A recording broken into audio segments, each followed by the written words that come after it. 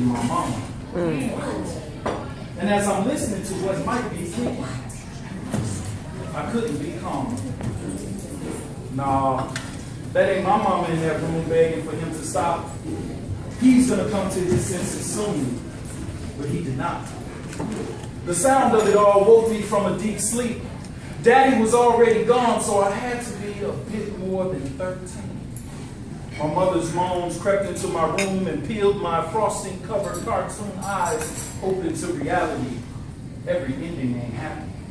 And this was going to be his ending if he was putting his hands on my mama.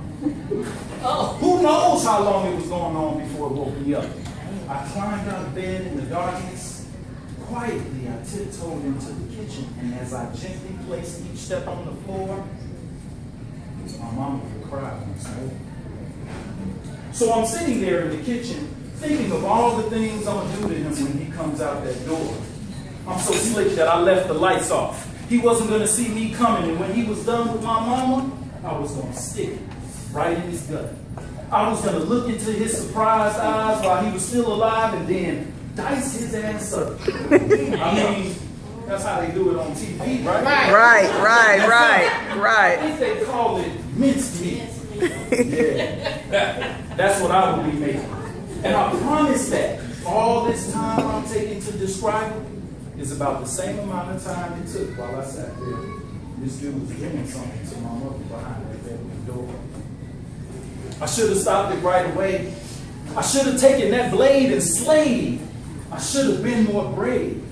Instead, I sat in that one place, afraid. I was just afraid. I had armed myself. I had created a plan. I'm in the kitchen listening to my mother screaming, but I didn't have the courage to stand up and be a man. I'm sitting there dreaming about what I was going to do. When my uncle came running through the apartment, he banged on the door and demanded dude to unlock it. He flicked on the kitchen light, then he turned to see his nephew was sitting in the darkness with a knife, positioning himself to take a life to bring about doom. And you know what he did? What's that?